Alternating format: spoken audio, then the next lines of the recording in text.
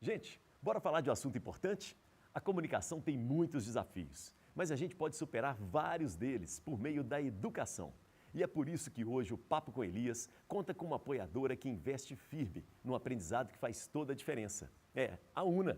São mais de 60 anos transformando vidas. E ela conta com mais de 400 laboratórios modernos, além de uma infraestrutura de ponta preparada para influenciar carreiras. Com o vestibular simplificado ou com a sua nota do Enem, você dá o primeiro passo para o seu futuro e estuda em uma das melhores instituições de ensino do Brasil, que tem metodologia que alia teoria, prática e parcerias com empresas reais, que te preparam para o mercado de trabalho. É a escolha ideal para quem sonha alto. Investir na sua educação é fazer parte da UNA.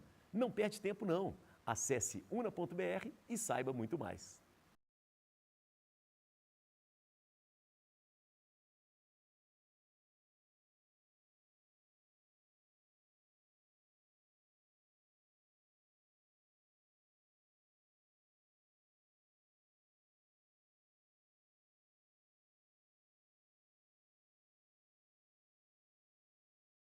Muito bem. Começamos mais um Papo com Elias aqui para você. E lembrando sempre que o nosso Papo com Elias, qual que é a ideia? A ideia é que todo mundo tem uma boa história para contar, não é?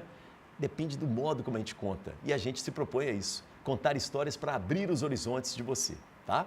Eu queria também, antes de começar a abrir os horizontes, falar do seguinte, da moda circular. Sabe por quê? Porque eu estou vestindo um brechó. Então, eu queria mandar um beijo para o Maurício. Eu visto o brechó, que é o brechó Peça Rara do Anchieta. Então, muito obrigado mesmo. A moda circula, gente. É isso mesmo. Ó, crianças usam brechó, mulheres usam brechó. Por que nós, homens, não podemos usar? Vamos quebrar uns preconceitos, tá bom?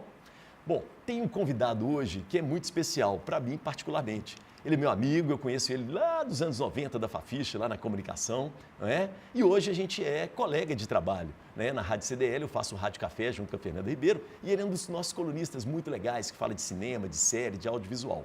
Só que ele, cara, é um cara que tem um percurso muito interessante. Ele hoje se denomina como um criador, né, de conteúdos digitais, independente. É muito interessante isso. E ele também já foi editor, já fez um monte de coisa, campeão de torneio de mofão lá da Fafiche e por aí vamos, tá? Eu tenho o prazer de receber aqui meu querido Rodrigo James. Tá bom, James? Elias, que prazer. Que prazer estar aqui, programa que eu já estou assistindo, já vi vários e já estava esperando meu momento de sentar nesse sofazinho vermelho muito aqui. Muito bom. Valeu. Campeão de mofão. Você foi campeão de mofão? Isso você está dizendo, né? Eu não me lembro de ter esse título, não. Mas você lembra do mofão? Que era um jogo. Mofão é um jogo que, se você me pegar hoje, como é que jogava Mofão? Eu talvez não lembre, né? Mas na nossa época de Fafiche, era uma coisa assim, era como se estivesse jogando truco, né? Isso. Era como se o truco fosse. Era o que era o truco hoje, né? A gente sabia Mofão como se fosse a vida. Né? Nossa vida era jogar Mofão. Não, tinha campeonatos, né, cara? Campeonatos incríveis e campeonatos regados a algumas doses de vinho quente, né? E outros aditivos. No sítio do Guilherme. No sítio do Guilherme Aragão. Grande abraço, Guilherme Aragão. Muito bom. Ô, James, eu queria começar com a Fafiche. Por que você escolhe fazer comunicação? Como é que foi isso aí para você? Foi simples assim? Foi e não foi. Tá. Né? Eu tenho uma história que, assim, quando eu estava no colégio, né? Aquele momento de colégio ali, 15 anos de idade, 14 anos de idade, o que eu vou fazer da vida, né? Que é um saco isso, que é um saco, né? A vida não devia ser assim, a vida não deveria ser assim, a gente devia parar um tempo, fazer outras coisas e procurar os nossos caminhos da vida para depois escolher uma faculdade. Mas, né, no final das contas... O sistema é assim, né? O sistema é assim. Eu queria ser engenheiro elétrico.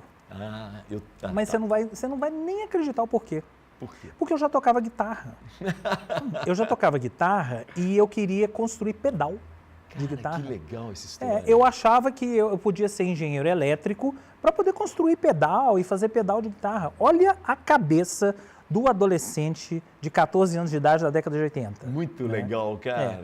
Mas aí falou mais alto a minha história familiar. Não, eu não tenho ninguém na comunicação na família. Não, na engenharia. Isso agora já vou mudar para comunicação. Tá. Falou mais alto a história familiar, eu não tenho ninguém. Eu não tenho ninguém na engenharia também não, tá? Minha mãe era professora primária de colégio, meu pai era médico. Então, a família já pensava assim, ele vai ser médico, né? Ou no máximo professor, né? No máximo seguir carreira aí de acadêmica, alguma coisa assim. Eu fui escolher a comunicação. Mas por um motivo também completamente aleatório, por causa do cinema. É mesmo? Você gostava de cinema? Eu sempre gostei de cinema. Meu pai era cinéfilo, mas cinéfilo assim, se vocês aí hoje acham que são cinéfilos, vocês não sabem o que era cinefilia na década de 50. Meu pai era cinéfilo, ia ao cinema 3 vezes por semana, porque assim, cinefilia na década de 50 era ir ao cinema. Isso. Não tinha outro jeito. Então você tinha que ir. E meu pai estudando medicina, né? Pré-estudante de medicina. E eu herdei isso dele. Eu e meu irmão. Nós herdamos o gosto pelo cinema, o gosto pelo audiovisual. Eu tive projetor de cinema em casa, Elias. Que Olha maravilha, cara. Cara, isso era das coisas mais maravilhosas do mundo. Eu tinha um colega que tinha, e a gente ia para casa dele ver. Era isso. A família ia para minha casa, a gente sentava sábado ou domingo na sala de casa, botava o projetor, pegava os filmes, era 16 milímetros na época, né, que a gente conseguia pegar os filmes, colocava e ia assistir todos os lançamentos. Era como, por exemplo, nós estamos aqui hoje na semana de lançamento do Fórmula 1, né, do filme F1, era como se eu fosse assistir o F1 em casa. Pegava o filme, colocava lá e aí lanche com a família. Claro. Né, a família toda ia para minha casa, montava o sofá e lanche e tal. Isso durou uns 3 ou 4 anos, né? Pré-VHS. Pois é, eu ia te falar isso. As locadoras ainda não existia locadora. Não existia VHS, não existia mercado de home video, né? Era uma coisa muito familiar, porque meu pai era amigo, era cliente dele, inclusive, não sei se está vivo, que é o Celso Freitas. Sim. Celso Freitas, que trabalhou com distribuição de cinema aqui. E o Celso aí arrumava os filmes do seu pai. O meu pai ia lá na rua Arão Reis. Que barato. Pegava os filmes toda sexta-feira. Qual que é o lançamento da semana? É o Fórmula 1. Então, pegava os rolos, aí a gente chegava em casa, testava. Montava tudo. Rebobinava depois. Devolvia na segunda-feira lá. Era de graça. A gente não pagava por isso. Quer dizer, compramos o projetor, né? Sensacional, James. Então, isso... Você imagina para um adolescente isso eu tinha 12 anos de idade, 11 anos de idade, você ter projetor de cinema em casa, eu já ia ao cinema, né? Já tinha ido ao cinema com meu pai, minha mãe e tal, mas para um adolescente você ter um projetor de cinema em casa, porque ninguém tinha, nenhum dos meus amigos tinha, ninguém que eu conhecia tinha, né? Era só a gente que tinha isso. Era uma coisa inédita. Os amigos iam também lá em casa assistir, né? O James, daí vem a sua, digamos assim, afinidade com a parte técnica da comunicação. Também. Porque você tem essa característica. Tenho essa característica. E aí, eu enveredei para a comunicação, falei, vou fazer... Eu pensei em fazer cinema, né? Na Belas Artes e tal, lá na UFMG, mas acabei enveredando para a comunicação, para a publicidade, porque era o mais próximo do cinema que eu conseguia chegar que não fosse o cinema. Perfeito. Né? Então, Perfeito. Tem um mercado de publicidade, na década de 80, virada ali para a década de 90. Então, existe esse mercado. Beleza, então vou fazer publicidade. Eu gosto de dizer que, na verdade, eu nunca fui publicitário. Você é mais radialista, cara, eu sou radialista, nós somos, Nós somos, exatamente. Eu sou radialista, eu sou mais jornalista. Eu sou mais jornalista do que publicitário. Mas você tem uma afinidade com equipamento. Isso. Que isso jornalista não tem. Não tem. Eu sempre tive, porque eu sempre, que é outra coisa que eu herdei do meu pai também, o gosto pela técnica. Pela técnica. Como é que funciona o projetor? Como é que é isso aqui? Aquela coisa de você colocar o rolo no projetor, por onde que passa, por onde que... então isso aqui... Deu defeito, como é que eu arrumo Deu defeito, isso? como é que eu arrumo? A luz, então eu tenho que trocar a lâmpada aqui. Isso eu sabia fazer tudo, né? Isso eu não vou nem falar, porque antes disso meu pai tinha Super 8, né? Cara, meu ele pai gravava, tinha Super 8, então. gravava. Inclusive, agora, um mês atrás, eu peguei todos os filmes Super 8 da família e mandei converter para digital, para poder preservar, porque são coisas que a gente não pensa. Esses filmes estavam guardados numa caixa. É até perigoso, né? Deteriorando. Estavam deteriorando. Eu falei, se eu não fizer isso agora, esses filmes vão se perder. E aí eu peguei, cara, e que prazer que é você pegar, sei lá, 40 anos depois, 45 anos depois, poder pegar o filme do seu batizado. Nossa. pegar o Eu não filme do tenho seu isso, batizado. por exemplo. Eu tenho Pois só é, foto. eu tenho. Porque eu sou filho de fotógrafo, né? Ah, você é filho de diferente, fotógrafo, né? Pegar o filme do seu batizado e assistir e falar, cara, como assim? É. Né? Tô eu aqui sendo batizado, né? Ô, James, tem uma... Ah, não, E, desculpa, e vai ainda lá, fiz, continua. e ainda fiz, inclusive, da nossa formatura. É, né, você da outro dia mandou pra formatura, gente no mandei para grupo. todo mundo. Peguei isso tudo, digitalizei e mandei para a turma toda, né? Tem uma amiga nossa em comum que diz o seguinte para mim assim, Elias, se tiver algum problema na sua casa, você pode chamar o James, porque ele é meio marido de aluguel. Sei Isso quem é é. fato ou é fake? Na época do Orkut, existia uma comunidade chamada Pergunte ao James. Essa comunidade foi criada por uma amiga nossa e eram perguntas das mais aleatórias possíveis. Era como se hoje fosse me perguntar assim, James, como é que eu faço, qual é a raiz quadrada de 438? Né? Então, assim, um dia perguntava isso, outro dia perguntava, James, onde é que eu arrumo uma rosa vermelha de plástico? As coisas mais aleatórias possíveis. E eu Você respondia. Muito pré-Google isso, né? Total. Eu respondia, Isso aí se eu soubesse, eu respondia. Se eu não soubesse, eu também respondia, né? Dava meus pulinhos ali e tal.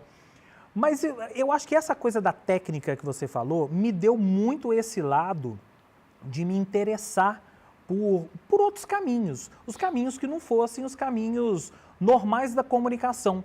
Né? Porque quando você pensa em comunicação, aí beleza, fomos estudar comunicação, né? É. Quando você pensa em comunicação, o repórter, o publicitário, vamos pensar no jornalismo, tá? O repórter, o que ele quer? Ele quer pegar o microfone, tá ali de frente para a câmera, entender como é que ele faz aquilo ali. Eu queria saber isso e queria saber o que estava acontecendo por trás também. Foi monitor na ilha, de edição, isso. na parte de áudio, na parte de vídeo, né? Eu me lembro que, assim, nossa época de Fafiche, eu era dos poucos, você também era, para quem eles emprestavam os equipamentos. É isso mesmo. Porque tinha muito aquela coisa assim, era burocrática a história, né? Eles tinham confiança em mim. Tinham confiança. Porque eles sabiam que eu ia cuidar do equipamento. E eu sempre tive esse lado de me interessar pelo equipamento, de cuidar, de saber como é que funciona, de não deixar deteriorar, né? E eu fui levando isso para a vida toda. E eu acho que isso me ajudou muito na minha trajetória profissional. Porque na minha trajetória profissional, eu consegui sempre aliar esses dois lados. O lado da técnica, de entender. Eu tenho muita facilidade até hoje, coisa que os meus contemporâneos, até colegas nossos, né, na nossa época, não têm de entender como a coisa funciona. A gente está falando, por exemplo, de inteligência artificial, né? Eu vou e pego, eu não vou usar a ferramenta, eu quero entender como é que a ferramenta funciona.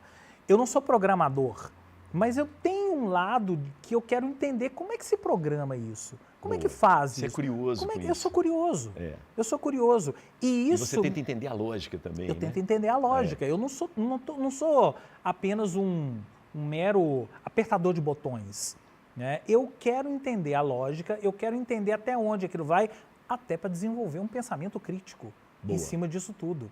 Porque a gente está falando tanto de inteligência artificial, tem 1001 ferramentas e tal, mas o que é inteligência artificial? O que isso realmente vai trazer na minha vida? Então eu preciso entender o que é a inteligência artificial, como que isso vai me trazer alguma coisa benéfica na minha vida pessoal, profissional e tal.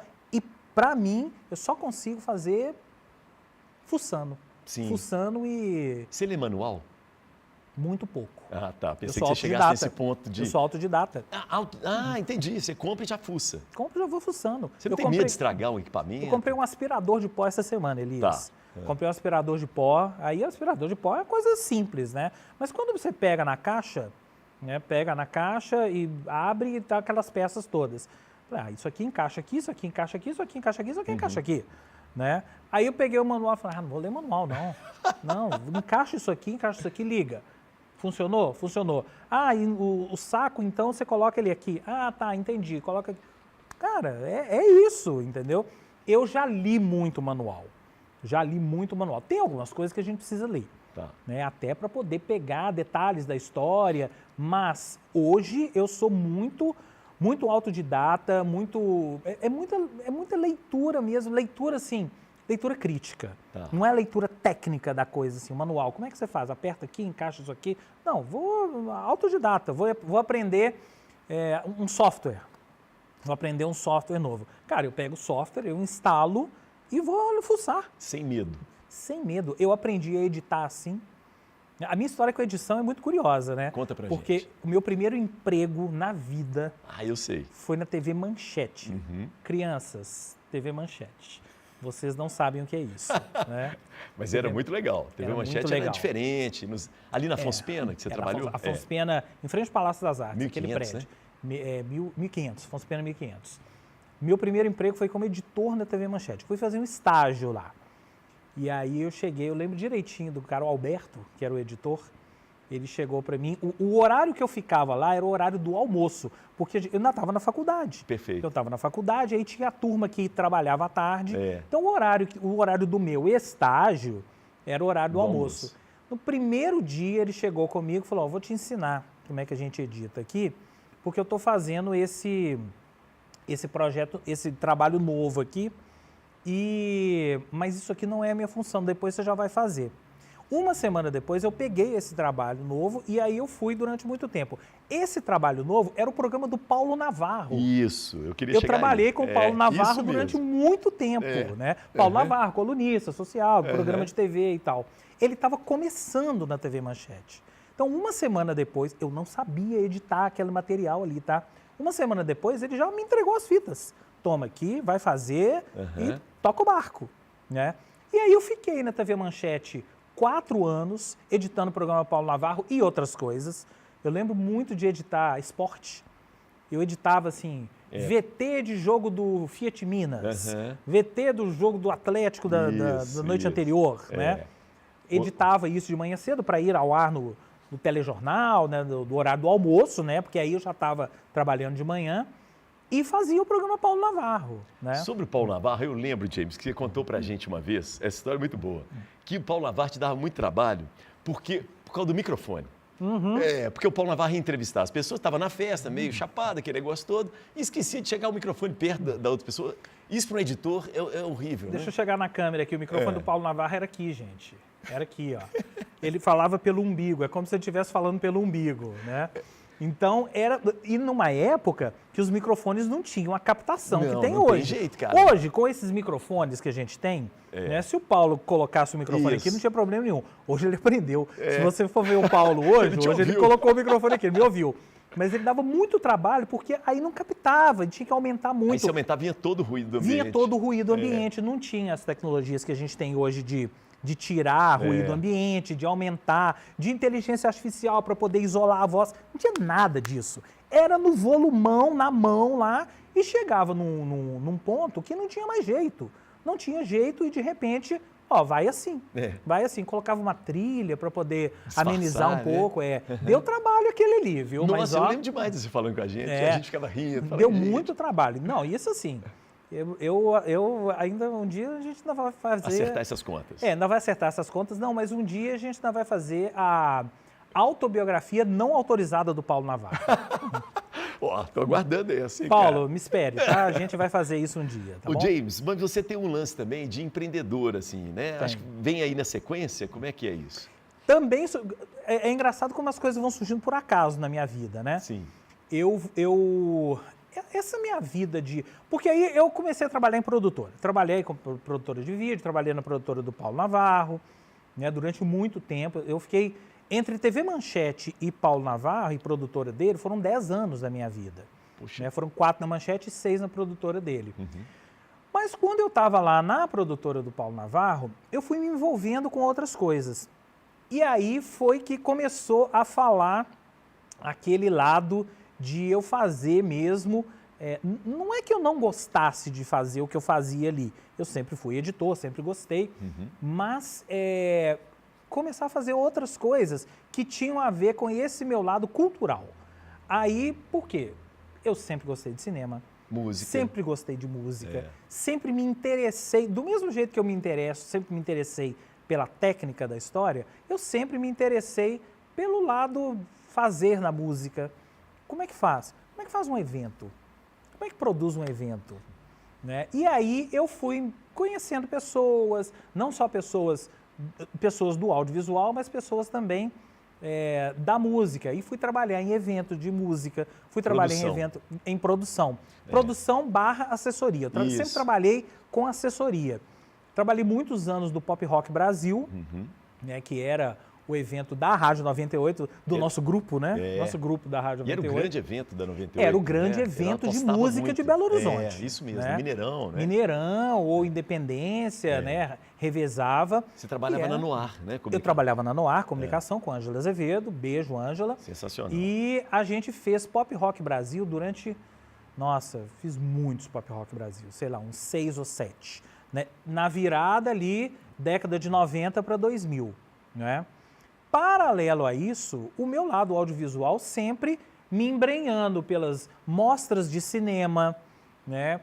E aí eu sou fundador da Curta Minas, que é a associação curta-metragistas, né? Eu sou da primeira turma da Curta Minas. É engraçado que eu, assim, tecnicamente eu nunca fiz um curta, né? Mas eu fui da produção da Curta Minas, porque eles precisavam de alguém como eu, né, para poder montar. Vamos fazer uma mostra de curta-metragens produzidos em Minas e com convidados de fora aqui em Belo Horizonte? Vamos. Eu peguei e botei a mão na massa. Perfeito. Vou botar a mão na massa, eu tinha toda a técnica, vamos atrás dos filmes e tal. Eu e Guigo, né? Guigo, que veio da escola de Cuba, né? Ele tinha feito escola de Cuba. Tinha feito escola de Cuba, né? O Guigo era o presidente e eu e o Guigo, mais algumas pessoas, Nélio Costa, né? Várias outras pessoas, a gente produziu a primeira Mostra Curta Minas, que depois... Hoje... Era semanal, não era? Tinha uma coisa semanal na Humberto Não, Mauro? era anual. Depois, isso foi se transformando, né? E dá pra gente dizer que a Mostra Curta Minas é hoje o curta-circuito. Boa. Né? Perfeito. O curta-circuito é uma espécie de filhote da Mostra Curta Minas. O curta-circuito hoje tem um outro pegada, modo, né? Uma outra pegada. Inclusive, eu trabalho para o curta-circuito hoje com a Dani, com o Cláudio. Mas tem uma outra pegada, mas assim, veio dali. Né? Muita coisa, o de Grude, né? Tem várias pequenas mostras que tinha em Belo Horizonte. Cara, era tão legal. Não que hoje não seja, tem muita coisa acontecendo. Não, mas especificamente do audiovisual, a gente não tinha muito acesso. Não tinha muito acesso, porque hoje tem, né? Hoje tem. Se você quiser ver qualquer curta curta de animação, curta live action e tal, você consegue, né? Nessa época, a gente ouvia falar, parece que tem uma galera lá no Sul fazendo curta-metragens e tem uma escola bacana. O pessoal da Belas Artes aqui da UFMG também tem uma produção muito legal. O pessoal de animação da Belas Artes, Maurício Gino e tantas outras pessoas. Tem muita gente fazendo aqui. Então, vamos juntar isso tudo, né, em mostras, e a gente fez essa primeira mostra no Humberto Mauro. Eu, na verdade, eu fiz a produção só da primeira. Depois, da segunda em diante e tal, aí a coisa já entrou no ritmo, eu já estava envolvido com outras coisas, mas essa primeira, porque eu fui feito muito na raça. Era muito na raça, muito aquela coisa assim, vamos fazer? Vamos. Usando a estrutura que a gente tinha sem dinheiro nenhum. Eu lembro que a gente conseguiu uma verba assim, super mínima. Gente, isso é pré-lei de incentivo. Não existia lei de incentivo. Não. É pré-lei de incentivo. A gente tinha que realmente bater na porta da prefeitura. Eu não lembro se foi prefeitura ou foi governo do estado, que a mostra foi no Humberto Mauro. Mas a gente batia lá na porta e ia na ponta do lápis mesmo. Quanto que a gente gasta disso aqui? Então isso eles podem dar. Humberto Mauro vai ceder tudo. Então isso aqui a gente consegue. Muito na raça, muito na ponta do lápis. E realizamos. E acontecia. Acontecia. Então eu fui enveredando para essas coisas.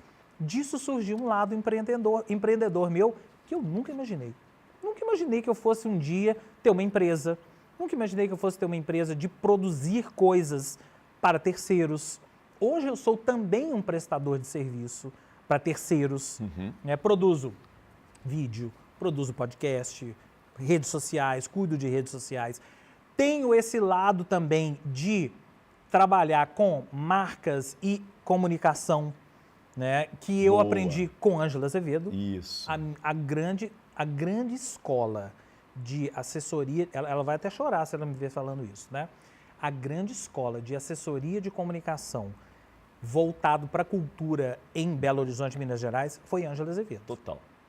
Isso eu não tenho dúvida nenhuma. Quem trabalhou com Ângela Azevedo, que está aí até hoje, né? Mas assim, hoje já está mais light, semi-aposentada, digamos assim, demais, né? Trabalha ainda com o Grupo Corpo, né? Com a ONG Contato, mas foi e é a grande escola para quem quis aprender assessoria de comunicação. Não, e nós que estávamos do outro lado, tipo, né, precisava de pauta para o rádio, para a televisão, cara, a gente aprendeu muito, ela ajudava demais, mundo, era cara, muito carinhosa, assim. Aliás, todos vocês. Ângela é um senhor papo com Elias, tá? Verdade. Um senhor papo com Elias que tem também Bem uma lembrado. história de vida inacreditável. Você virou sócio da Noir também? Virei sócio.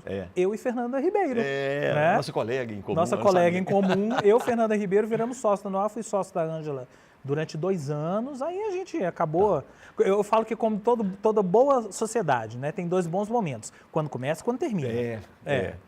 Tem isso. E aí depois eu segui um caminho meu, próprio, sozinho.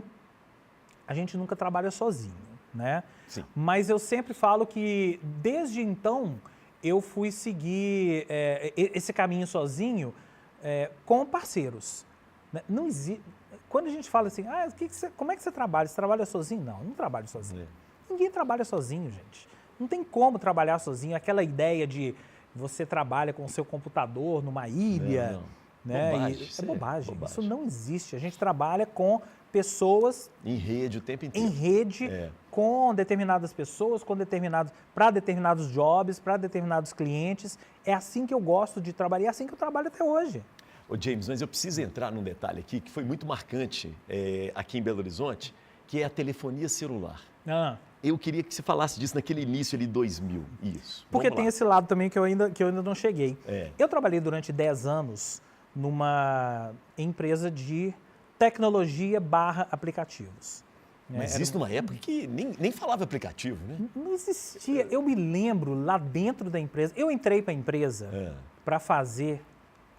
Vou voltar um pouco o filme.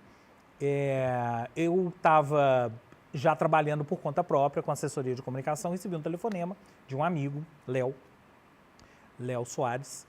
Léo Prosa. Isso. Léo Prosa.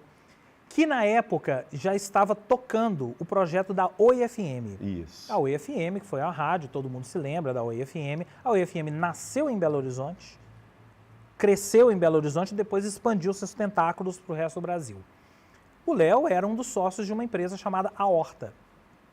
A Horta tinha 1001 coisas. Léo, Ziller, Gustavo Ziller, que vocês estão vendo aí, a gente motorista. Também já entrevistou ele aqui? Já, Ziller. O com Ziller, todo o burnout dele, né? Com todo o burnout que era muito dele. louco o Ziller, né? Nessa época o Ziller era outro Ziller. Era outro Ziller. Vocês não têm noção do que era Gustavo Ziller nessa época. E aí eles eram sócios da Horta.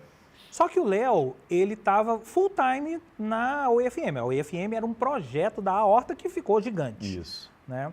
E aí tinha alguns outros projetos de conteúdo ali voltados para música, voltados para rádio, que precisava de alguém para tocar.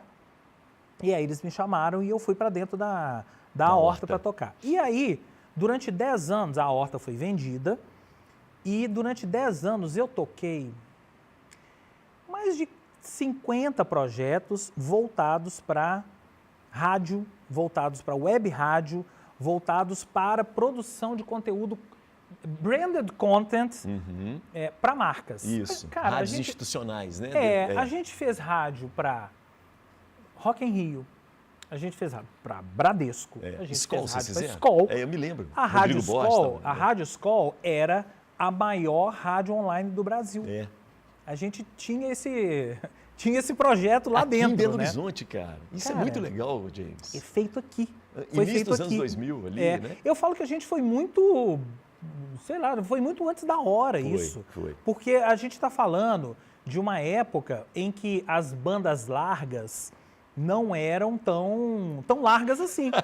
As bandas largas eram estreitas, né? Exato. Não tinha essa história da gente sair com celular ouvindo música e tal. Não, era difícil. Você ouvia ou no Wi-Fi da empresa, no Wi-Fi de casa e tal. As conexões não eram...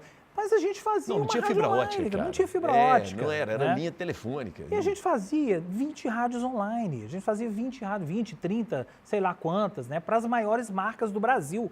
Gente, as maiores marcas do Brasil mesmo. Era Skol, era Bradesco, era Claro, era Boticário. Fora a entendeu? Oi, né? Fora a Oi. As Ois, né? Fora as Ois, que já estavam uma das bombando. maiores rádios do Brasil. Com programação em cada lugar diferente, tem que lembrar disso, Tinha né? programação Nordeste diferente. era diferente do Rio, daqui. Tinha toda uma peculiaridade. A Oi tinha Nordeste, tinha Porto Alegre, Rio de tinha Janeiro, Vitória, né? Tinha um Rio, samba né? lá fora. São Paulo depois, né? Então eu fui. Agora, você perguntou de telefonia celular. Telefonia celular. Eu me lembro, lá dentro da Aorta, já fazendo a primeira rádio online, que era só no computador. Eu me lembro de alguém chegar na empresa com o primeiro iPhone. Quando eu vi aquilo, eu já sabia, né? Já sabia que aquilo existia, tinha se lançado. Na hora que eu peguei aquilo, eu falei assim, cara, o que é isso? Como é que isso vai funcionar? Porque quem está vendo a gente hoje mais novo, não deve lembrar como eram os telefones. Eram aqueles Nokia, né? Tijolão. BlackBerry. Nossa. Lembra do BlackBerry? Total. Tinha o BlackBerry, que era uma coisa, um híbrido, tal. Mas quando surgiu aquilo, que era uma tela, né? Você fala assim, isso mudou tudo. Mudou tudo. E eu me lembro do primeiro aplicativo. O primeiro aplicativo que a Aorta fez foi o aplicativo da Oi FM. A Oi FM deve ter sido a primeira rádio do Brasil a ter um aplicativo. Sensacional. Eu não acho que tenha tido outra, porque a gente estava muito na frente mesmo. Gente, isso tudo sendo feito em Belo Horizonte. Tinha uma turma também que trabalhava com ringtone, você lembra? Ringtones. Era TakeNet. TakeNet. Cara, vocês são contemporâneos também. Cara, é engraçado que hoje tudo que a gente menos quer é o que o telefone toque, né? Tudo que a gente menos quer. Mas existia isso aí, a gente está falando de 2006, 2007, né? E existiu essa época em que as pessoas tinham músicos não, vários dos músicos mais tarimbados de Belo Horizonte trabalhavam na TakeNet, tirando as músicas. Pega, por exemplo, aí, sei lá, Guns N' Roses, Sweet Child O' Mine. Isso. Tinha lá várias pessoas dentro da TakeNet tirando e transformando aquilo em ringtone. Então, aqueles ringtones que a gente comprava, Sweet Child O' Mine, isso era produzido dentro da TakeNet. Em Belo Horizonte. Em Belo Horizonte. Tinha outras empresas que faziam o Brasil, mas a TakeNet era a maior do Brasil. E tinha uma coisa com a Aorta, a gente era parceiro em vários projetos. A Aorta depois criou uma plataforma própria de SMS. Gente, SMS. O que foi o mercado de SMS? O mercado de SMS movimentava bilhões. A gente tinha uma plataforma, a Aorta, né?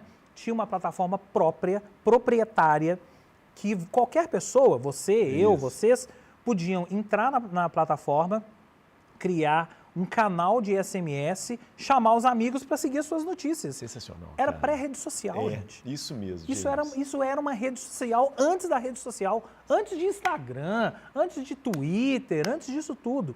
Acho que até já existia o Twitter, enfim. Mas você criava a sua rede social, chamava os seus amigos para seguir suas mensagens. Né? Gente, esse mercado de telefonia celular foi uma coisa foi atropelando a gente, porque a gente não dava conta de acompanhar. Quando a gente entendi agora como é que faz um aplicativo, saiu uma nova versão, aí saiu um outro telefone, então agora tem Android. A Google lançou o Android, então como é que faz agora? Então é outro kit? É outra programação? E aí os programadores foram chegando, né?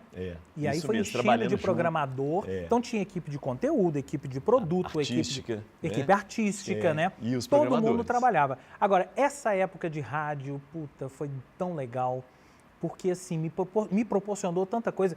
Cara, a Rádio Skol me proporcionou conhecer o Carnaval de Salvador. Eu nunca imaginaria, né? Nunca imaginaria que eu fosse passar um carnaval em Salvador. Não tem a ver comigo, né? Mas a Rádio Skol me proporcionou. Eu passei um carnaval em Salvador trabalhando Mas assim... cara, é um carnaval em Mas, Salvador, cara, é um né? carnaval de Salvador. Um evento De violento, repente- né? Você que trabalhava com evento, né, cara? Pô, de repente eu estava em cima do trio elétrico do chiclete com banana. É. No auge do chiclete No banana. auge do chiclete com banana, falando assim, pô, o que tá acontecendo aqui? Né? Tudo para produzir conteúdo para colocar na rádio, né? E foi uma época também, eu falo que assim, o próprio Carnaval de Salvador, né? Todo mundo me pergunta, você foi no Carnaval de Salvador? Em 2013 isso. Pô, fui no Carnaval de Salvador. Isso logo depois que eu voltei, né? Como é que foi? Cara, foi legal demais. É mesmo? Você volta? Nunca mais. Nunca mais. Mas nunca mais eu James? volto. Porque, primeiro, que não tinha a ver comigo. Né? É uma experiência. A gente tem que passar por algumas experiências claro. na vida pra gente até poder falar assim, isso não é pra mim. Não, isso não é pra mim. Mas então, foi legal pra caramba. Fui, gostei, adorei, trabalhei, fiz amigos, conheci pessoas, né? Mas assim, não era pra mim aquilo não era. Ô, James, Esquema Novo, como é que nasceu isso aí? Cara, o Esquema Novo foi um podcast antes da moda de podcasts, né? Se vocês aí, é engraçado falar isso, né? Vocês aí, crianças, que hoje ficam vindo aí o Flow, né, e tal, saibam que em 2016, eu, Fernanda Ribeiro e Terence Machado criamos um podcast aqui. Era um podcast mesmo, Sim. como a gente era numa mesa, né? Engraçado que esse formato de mesa, né, não existia. Depois ele foi popularizado. Hoje todo mundo faz. Tem estúdio aqui e tal, né? Mas esse formato de mesa não existia. Foi totalmente por acaso. A gente fazia na Imago Filmes, que era produtora do Xande Pires, que sempre foi parceiro nosso, dessa turma toda que eu falei. De Ziller, de Léo, de Terence. O Xande trabalhou com Terence na Rede Minas e tal. Vamos fazer um programa? Vamos. O Xande falou, eu tenho essa mesa aqui. Vamos fazer você sentado na mesa? Vamos. Botamos 3 câmeras, microfone, um cenário e foi. E aí fizemos o Esquema Novo, e aí o Esquema Novo foi mudando. Né? A história do Esquema Novo era para a gente já levar para a linguagem de YouTube, para a linguagem online, o que a gente já fazia nos canais tradicionais. Principalmente o que a Fernanda fazia na Rede Minas na época, no Agenda, o que o Terence fazia no Alto-Falante, já buscando um braço fora daqueles canais tradicionais. E olha, o Esquema Novo durou, a gente fez até depois da pandemia, né? A gente fez 6 anos, talvez, né? 7 anos, mudando de formato. Depois a gente saiu da Imago, foi fazer por conta própria, né? Aí a gente começou a fazer, que eu acho que foi o mais legal, a gente começou a fazer na sala de casa. Né? É como se a gente estivesse aqui, ó. Isso mesmo. Na sala de casa, botava 3 câmeras, botava microfone e vamos falar da cultura de BH. Depois a gente foi abrindo, né? Então não só da agenda de BH, mas vamos falar também de filmes, de séries, de música, de o que a gente está vendo, o que a gente está ouvindo, o que a gente está degustando. Né? Olha, hoje eu peguei uma cerveja aqui, cerveja nova, era uma salada voltada para a cultura. Quando a gente fala cultura, fica parecendo muito que cultura, é música e cinema. Não, a cultura é tudo, gente. Economia criativa, Economia criativa. Hoje fala isso, né? Não existia esse termo. Não existia. Não existia esse termo. Eu fui aprender que eu fazia economia criativa depois. Aliás, a Fernanda que me falou, você tem ideia que a gente faz economia criativa? Eu falei, tenho. O que a gente faz é economia criativa. Mas esse termo não existia. Ninguém dava bola. Isso. E esse termo é chique, né? Ele dá moral, né? Depois não dá dinheiro, não, mas dá moral. moral. Depois a gente começou a dar palestras sobre economia criativa e tal. Isso, o mercado da economia criativa. Mercado de economia criativa. Então a gente foi fazendo sem ter muito assim, sem preocupar muito. A questão da técnica sempre esteve comigo. Então, muito bom. Eu sempre preocupava. Tinha assim, qualidade técnica. O áudio tá legal? O vídeo tá legal? Às vezes eu ficava chateado. Né? Ficava chateado. Pô, hoje não ficou legal. Né? Nível de exigência. Porque o Terence é também assim. Terence tem o mesmo background que eu. Também foi editor, também começou como edição, passou para direção, passou para frente do vídeo. Né? Ele tem muito mais experiência na frente do vídeo do que eu, mas o Terence também tem esse apuro técnico. Então a gente sempre foi, quando a gente se uniu para fazer as coisas, né? A gente sempre foi assim... Qualidade técnica. Esse microfone é legal?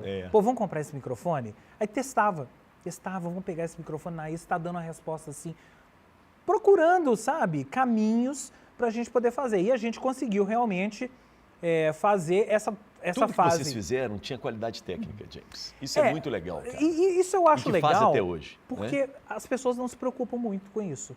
Ainda mais hoje, que fica assim, tudo no celular. Não é bem assim, né, Não é bem assim. Não é bem assim. Tem que ter um apurozinho. Né? Tem que ter uma luzinha, né? Cuida do áudio, vai para um canto, né? Você não precisa ser um diretor de fotografia. Você não precisa ser um puta técnico de estúdio, né? Mas você precisa ter um apuro para poder ouvir e ver aquilo e falar assim, pô, dá para melhorar. Dá para melhorar. Sem gastar dinheiro, às vezes. Isso. Esse ângulo não tá legal, né? Claro que assim, a técnica vai apurando também. Então hoje, a gente estava conversando aqui antes de começar, né? Hoje é muito fácil você gravar. Muito fácil. Mas isso ficou perigoso também, né, gente? Ficou perigoso. Grava de qualquer jeito Grava também, de qualquer jeito. O fácil de gravar não significa que você vai deixar o apuro de lado. Né? O fácil de gravar hoje, para mim, significa que você tem tudo à mão. Né? Então, tem gente que me pergunta, eu quero começar a fazer um podcast. Que câmera que eu compro? Eu falei, você vai comprar câmera para quê? Faça com o celular. Depois, você pode até comprar uma câmera. Mas, cara, esses celulares que a gente tem hoje... Já dão conta. Conta. Basta esse apuro, esse pequeno cuidado, né? Depois que a gente saiu, que a gente deixou de fazer na Imago e foi fazer dentro de casa, a gente só fez com celular. A gente tinha câmera. No início a gente levava. O Terence tinha uma câmera, eu tinha outra, a gente levava câmera e tal. Mas não era necessário. 3 câmeras. Falei, não precisa de 3 câmeras não. Vamos botar 2. Não precisa de 2 câmeras não. Vamos botar um celular e uma câmera? Vamos. Aí não, peraí, pra que a gente tá botando 2 câmeras? São só nós 3. Vamos ficar nós 3, um sofá e uma câmera. Depois a gente edita, aproxima, afasta, o que for. O recurso técnico vai trabalhando a favor da sua linguagem.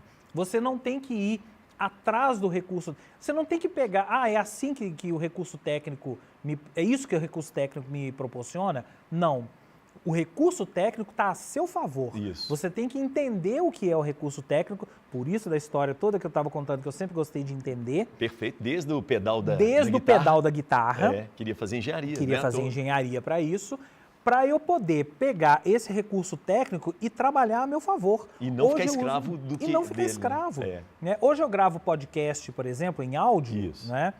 Em condições que há 5 anos atrás eu não gravaria. Há 5 anos atrás, a gente precisaria de um estúdio como esse aqui, hermeticamente fechado. Talvez esse ar-condicionado aqui até incomodasse. Talvez hoje não. Hoje não. Incrível, né, James? É muito incrível Nós tivemos que isso. nos adaptar a isso também, né? A gente se adaptou a tudo, Elias. Ô, James, deixa eu aproveitar, eu queria entrar num assunto aqui. Eu tive com o Zeca Perdigão teve aqui. Nosso programa, Zeca. Grande Zeca. E o Zeca falou uma coisa que eu acho que bate um pouco com você, assim, eu queria a sua opinião. Ele disse que Belo Horizonte já foi menos careta. Belo Horizonte está muito careta. Eu queria que a sua opinião, você como um Belo Horizontino, uma pessoa, né? Elias, eu assino embaixo. É. Eu assino embaixo. Eu estou falando todas essas coisas aqui, não é saudosismo, né? Não é saudosismo. É porque eu cresci, eu me desenvolvi profissionalmente e pessoalmente numa época em que a cidade...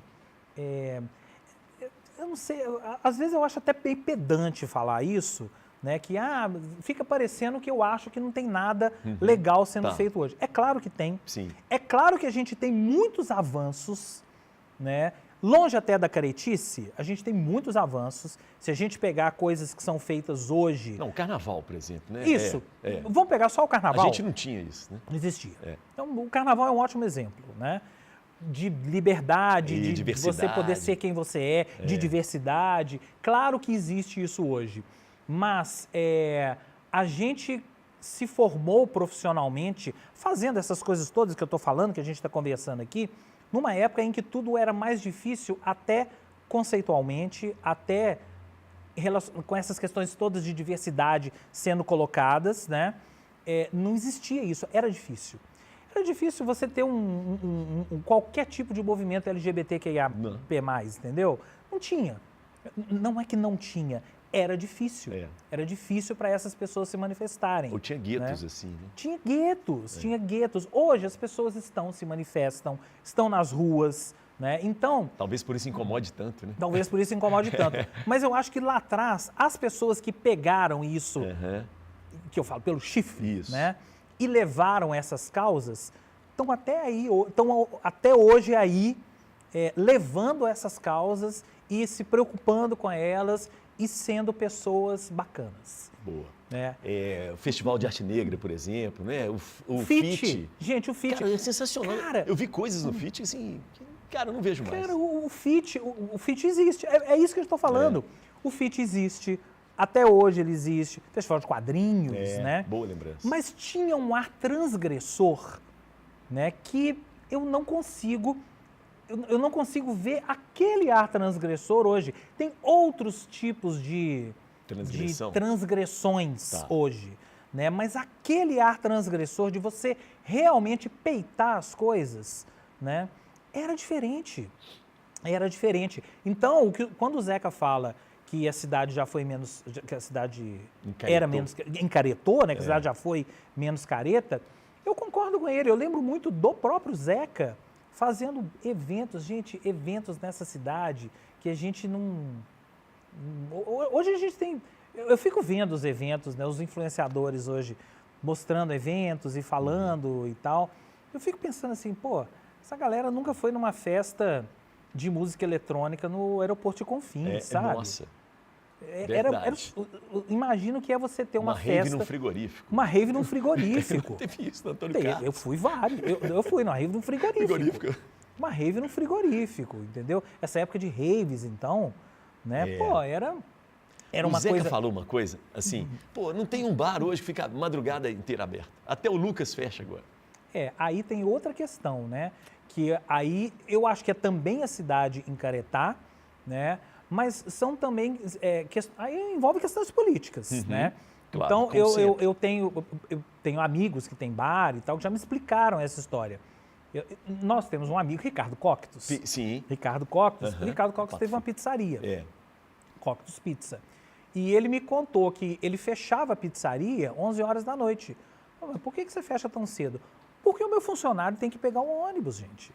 Transporte. Aliás, é engraçado que enquanto a gente está gravando isso aqui, essa questão está sendo muito levantada na cidade. Até com o prefeito, Álvaro Damião, né? Gabriel Azevedo está levantando isso também, que Belo Horizonte está se tornando uma cidade cada vez mais cedo, né? Por conta disso. Porque não tem ônibus noturno, as pessoas não podem ir embora mais tarde, né? E aí os bares, os restaurantes são obrigados a fechar mais cedo. Hoje é difícil de você encontrar uma cozinha aberta depois de 1h da manhã. Gente, 1h da manhã, eu não estou falando 5 horas da manhã. Eu estou falando 1h da manhã. Tem 3 ou 4 lugares que todo mundo conhece. E a gente vai sempre nos mesmos, né? Nos mesmos. Né? Então isso, eu acho que o encaretor passa por isso também. Passa pelo poder político, passa por essas questões que são políticas, né? Que são mesmo. Políticas, é uma questão política, são questões políticas. Eu vi o Roberto Andrés levantando assim, olha, tarifa zero para madrugada.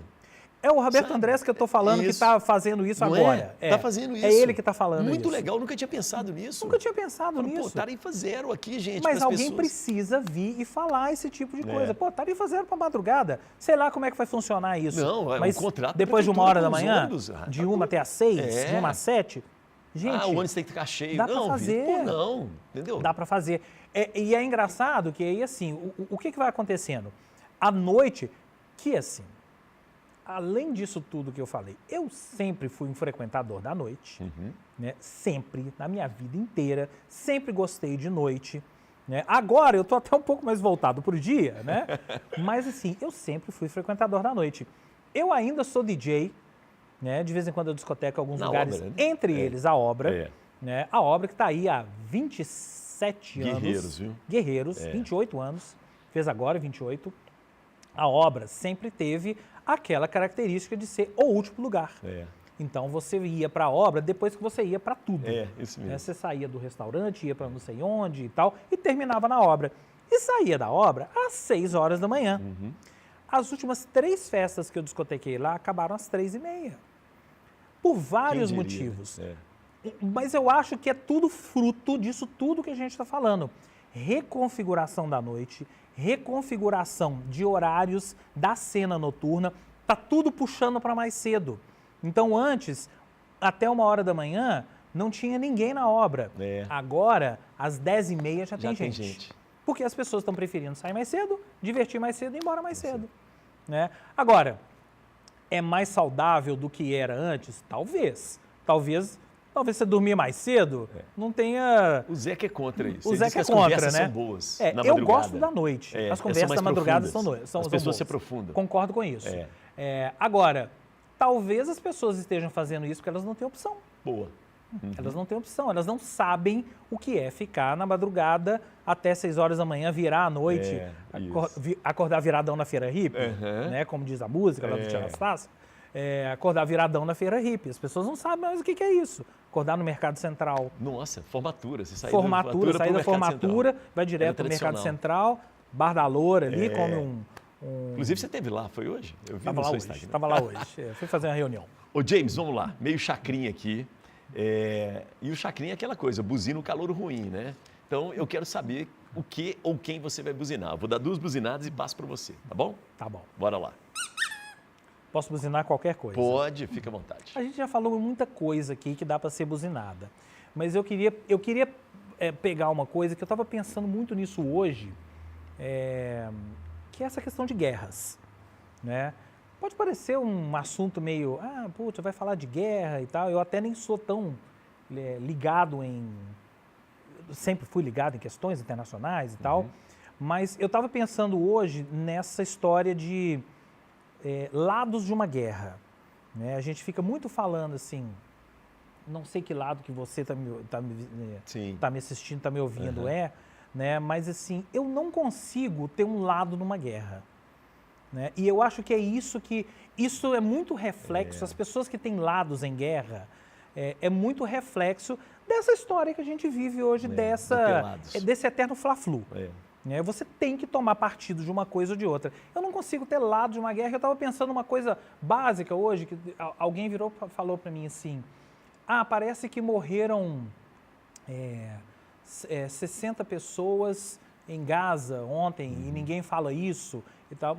Mas eu pensei assim, mas deve estar morrendo gente em Israel também. Sim. Deve estar morrendo gente no Irã também. Isso. Uma morte vale mais do que a outra? Não, a Ucrânia continua. A Ucrânia continua morrendo, entendeu? Hoje eu estava vendo uma matéria sobre isso, sobre crianças ucranianas que foram levadas para a Rússia, sabe?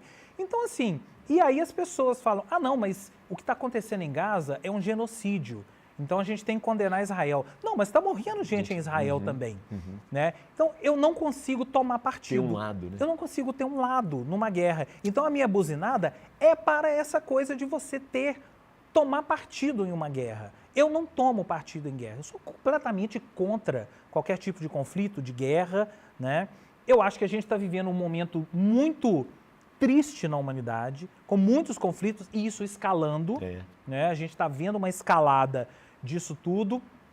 Então eu estava pensando assim, como é que as pessoas podem tomar partido? É uma questão numérica? Então assim, morreram 200 mil pessoas em Gaza. Em Israel morreram só 50 mil. Como assim só 50 mil? Estou falando números genéricos, claro, tá? Claro, mas só para exemplificar essa coisa do tomar partido. Você toma partido de um lado porque aqui morreu mais gente e aqui morreu menos. Como assim, gente?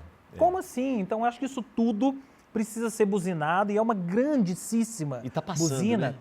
A gente está normalizando. Banalizou. A gente está banalizando, a gente está normalizando. A gente já para nas notícias e fica vendo assim, hoje morreram tantos bombardeios no Irã, ou em Gaza, ou em Israel, ou na Ucrânia e tal, e a gente vira a página. E as redes sociais também, né? Porque vai mostrando... Mostra, e aí passou. E aí o próximo post. E que vem o próximo post. Então isso é uma grande buzinada. A gente precisa muito parar e prestar atenção nisso tudo. Precisa muito parar e prestar atenção em que momento do mundo que a gente está vivendo e não tomar partido. Não tomar partido. Eu torço para que a gente chegue em algum momento da humanidade em que a gente não precise escolher um lado em detrimento do outro. Né? Os dois podem conviver. E isso vale para tudo, tá? Isso vale para a política brasileira, isso vale para a política internacional. Isso. Né? Vale para tudo. Relacionamentos humanos, né? Relacionamentos humanos. A gente precisa de mais união do que ficar falando de guerra, do que ficar prezando o que o fulano bombardeou, o outro não bombardeou, então eu gosto desse, eu não gosto daquele. Não, amigo, você não tem que gostar de ninguém. Você não tem que gostar de ninguém, você não tem que tomar partida de ninguém. Isso tudo está errado. Ô James, essa buzinada sua, eu realmente não esperava, tá? E me fez pensar uma coisa aqui que tem a ver com o seu trabalho hoje, principalmente como uma pessoa, diria que é um curador, né, de cinema, de série, de audiovisual. Será que o cinema americano, com essa história da Segunda Guerra Mundial, né, de que, olha, os nazistas são os vilões e nós justifica a bomba que soltamos, será que o cinema não contribuiu um pouco isso? Muito, Né? mas muito. Né? A gente foi acostumado aqui com essa visão estadunidense da guerra. Aliás, tem uma coisa engraçada, eu tenho um sobrinho de 10 anos. Ele mora lá nos Estados Unidos, estuda lá, né? E eu estava vendo os livros que uma criança de 10 anos lê nos Estados Unidos. Isso assim, clube de livro, ele vai na biblioteca, compra os livros e tal. Boa. Tem muito livro assim, história de Anne Frank, muito livro sobre os aliados. Gente, uma criança de 10 anos. E não é assim, ele está muito à frente do tempo dele. Não, se você pega o livro, são livros formatados para isso, para essa idade, acessíveis para crianças de 10 anos, que contam essas histórias. Então, desde lá de cedo, ele já está... As crianças americanas, estadunidenses, vão ouvindo essas histórias, né? E isso passa para o cinema, passa para toda essa visão estadunidense da história, né? Porque sim, existe uma visão estadunidense da história e que bom que a gente tem um pensamento crítico que a gente pode olhar e falar, isso é uma visão estadunidense, isso não. Isso aqui pode até ser um filme americano, mas tem uma outra visão. Boa, né? Legal. Tem filmes Nem tudo que é produzido pelo cinema americano é da visão... Também, tem autocrítica pra caramba. Exato. Eu não estou aqui também para falar que assim, tudo que é produzido nos Estados Unidos é ruim. De forma alguma. Inclusive o Clint Eastwood é um cara muito interessante, né? Ele é um republicano e critica os Estados Unidos e a guerra. Né? Claro. As armas. E tem muita gente assim, tem muita gente no cinema independente. Boa. Né? Mas, ao mesmo tempo, hoje eu estava lendo a lista dos 100 maiores filmes. O New York Times fez uma lista agora dos 100 maiores filmes desse século. Pediu para pessoas, né, atores, produtores e tal, votarem. E aí eu fui ler a lista. E estava comentando com amigos em grupos, né? É uma lista... Primeiro, tem um termo que é o Oscar-oriented. Né? O que é esse termo Oscar-oriented?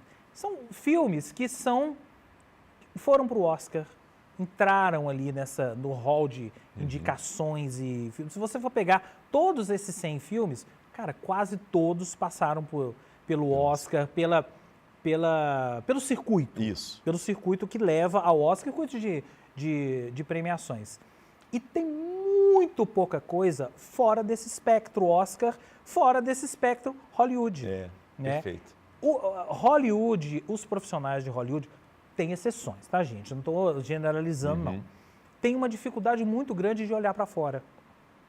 E essa dificuldade de olhar para fora produz, às vezes, algumas coisas que a gente até ri, que é, nessa lista do New York Times, qual era o primeiro lugar? Qual foi o filme escolhido pelos, sei lá quantos, centenas, milhares, sei lá quantos foram votantes, que escolheram os 100 filmes mais importantes do século XXI. Qual foi o primeiro? Parasita. Olha só, cara. Aí eu olhei para isso, eu falei assim, é exatamente Hollywood olhando para si mesma e falando assim, eu sei olhar alguma coisa lá de fora também, entendeu? Mas assim, para mim soa patético. É meio pra forçado, mim soa patético, né? forçado, sabe? Bacana que assim, Cidade de Deus é o 15º. Isso. Né? Cidade de Deus é o 15º. Não me lembro de ter visto outro filme brasileiro, não. Tá? Mas Cidade de Deus é o 15º. Então, esses filmes são ruins? Não, gente. Não estou falando que os filmes são ruins, não. Parasita é muito bom. Mas é uma forma de olhar para essa lista com uma visão crítica, que é a visão que a gente vai desenvolvendo ao longo da vida, que é uma visão que eu desenvolvi, né? que eu falo que toda essa minha trajetória, eu acho que culminou até no que eu faço hoje, que é o que eu mais faço e Com gosto, certeza. que é olhar para o audiovisual, olhar para o cinema com uma visão crítica, né? Eu tenho um podcast hoje que chama Meninos Eu Vi, que eu falo que assim, você não vai ouvir o meu podcast e ter uma crítica esmiuçada, detalhada. Você vai ter uma visão de uma pessoa, dessa pessoa aqui que está falando para vocês, que passou por isso tudo, né, tem uma bagagem e vai adquirindo novas bagagens, porque isso aqui é o barato, né? Não é porque você tem uma opinião, o Raul já falava isso, né? Não é porque você tem uma opinião que você vai manter essa opinião para o resto da vida. O grande barato é você mudar de opinião também. Boa. Né? Você revisitar, você olhar para trás, não só para a obra, estou falando de obras audiovisuais, mas para a vida. Você olhar para trás e falar assim, isso que eu fiz lá não estava legal. Eu já fui assim, eu não sou assim mais. Né? Eu não penso assim mais. Tem gente que tem muita dificuldade, né? Porque se a gente pensa assim, a gente pode acreditar que o outro muda também, né? Exato. Porque se a gente não pensa assim, a gente fala, ele não vai mudar, vai ser sempre assim. E às vezes a pessoa muda também. Às vezes a pessoa muda. Eu acho que é fundamental você mudar. Eu acho que é fundamental você olhar para trás, perceber que você mudou junto com o mundo. A gente estava falando de um mundo ser mais inclusivo hoje e tal. Pô, o James de 20 anos atrás não era esse James não, gente. E eu não fico com mimimi, assim, não, hoje o mundo é mimimi. Não, velho, mudou. O mundo mudou, as minhas cara. filhas são diferentes, os adolescentes hoje são diferentes. Tem muita gente, principalmente da nossa geração, que tem dificuldade. Eu entendo. E pessoas mais velhas também, né? Quanto mais velho, mais dificuldade você tem de se adaptar, né? Mas eu entendo, eu tenho embates, às vezes, com pessoas da nossa geração que não percebem que o mundo mudou ou que não querem perceber. Eu quero viver naquele meu conforto, né? naquele meu mundo. E cheio eu não de quero saber. privilégios, muitas vezes, Cheio de privilégios, homem né? branco e tal. E não encarar que o mundo mudou, não encarar, principalmente, o que você vai deixar para seus filhos. Isso é que eu acho uma crueldade, porque você tem filhos, Pois gosta e não aceita que mude. E veja você, eu não tenho filhos. Você não tem filhos, isso é muito legal. Eu não tenho filhos. Você eu não tenho filhos, mas eu me preocupo com essas coisas. Eu me preocupo com os filhos dos amigos, me preocupo com meus sobrinhos, né? Que tipo de ensinamento? Por isso que eu estou falando a coisa dos livros. Que tipo de livro que o meu sobrinho está lendo? Será que isso é apropriado para a idade dele? Né? Aí eu vou tentar entender. Lá vou eu tentar entender tudo de novo. Né? Vou tentar entender que livros são esses, o que ele está lendo. Né? Então eu me preocupo e eu acho que assim, as pessoas que não se preocupam assim, com o que o filho está lendo, com o que o filho está vendo, com a vida dos filhos, do seu filho. Às vezes tomam umas porradas. Tomam umas porradas e não se recuperam. E vão culpar a sociedade ou o celular, né? E tal. Vão culpar a sociedade, assim, de repente, o seu filho resolveu fazer transição de sexo. E aí? Que já está rolando, né? Com muita gente. Como é que você vai lidar com isso? Você aí que tem essa mentalidade de 20 anos atrás. Como é que você vai lidar com isso? Porque você não vai impedir, né? Não. Tem gente que impede. Tenta, né? Mas não tem jeito. O filho foge de casa. Não tem jeito. Ou muitas vezes se mata, né? Aí parte para esse tipo de coisa. Ô James, deixa eu aproveitar, o papo está muito bom, mas a gente tem que caminhar para o final. E eu não posso deixar de fazer uma pergunta para você que eu sempre faço. Por falar em sociedade mudar, a gente tem uma discussão muito forte com relação à legalização da cannabis. O que você acha disso, James? Eu sou totalmente a favor. Sou totalmente a favor. E não os indícios, né? O que a gente tem já visto em cima disso. A gente está falando de cannabis, mas vamos pegar o princípio ativo lá, que é todos os produtos feitos em cima da planta, né, são extremamente benéficos. Eu não consigo conceber, na minha cabeça, que essa mesma planta, que tem todo esse benefício em todos esses produtos possa ter um outro lado, tudo bem que são princípios ativos diferentes, né? Que tenha um outro lado que seja maléfico, né? Agora, como tudo na vida precisa de bom senso. O que eu digo de bom senso? Eu acho que você legalizar a cannabis, você precisa ter leis. A gente está falando em legalizar, isso? Lei. Então você precisa ter leis, você precisa ter regras. Tudo na vida tem que ter regra. Você precisa ter regra para isso, você precisa ter regras. A gente está falando disso aqui no Brasil, mas é engraçado que quando... Sai do Brasil, vai passear ali em Nova York, vai passear ali na Califórnia, vai passear na Europa. Isso já é uma realidade, As pessoas já vão nos bares, compram, fumam, não quer fumar na rua, não tem os lugares para fumar. Para não causar nenhum tipo de problema. Não acho. Agora, tem regras, né? Tem regras. Aí você vai falar, mas espera aí, tem sempre, e eu acho que assim, tem que ter, né? Tem sempre os que falam assim, não, mas isso faz mal. Cara, tudo faz mal. Concordo demais com você. Tudo faz mal. O álcool faz mal. Muito mal. O cigarro faz mal. Chocolate faz mal. O chocolate faz mal. O uso de redes sociais faz mal. Boa, James, boa. Né? Tudo faz mal. Por isso que eu estou falando, tudo precisa ter regra e tudo precisa de bom senso para a utilização. Né? Eu já experimentei tudo. Sim. Né? Eu posso afirmar para vocês, a cannabis faz muito menos mal do que o álcool. Isso eu posso afirmar. Né? Eu vejo muito mais gente... O álcool é aceito socialmente. Né? A cannabis é aceita socialmente, mas ainda não é legal. Né? Mas faz muito menos mal, gente. E ainda muito provoca mal a terceiros, né? O álcool tem isso. Você ainda dirigindo alcoolizado. Dirigir alcoolizado. Que você usando a sua maconha ali. A gente está falando só do consumo, mas tudo que gira ao redor... Eu não estou aqui também... Violência, né? As pessoas ficam violentas com o álcool, né? Eu não estou aqui também falando assim, não, então vamos acabar com o álcool. Não, claro que não, gente.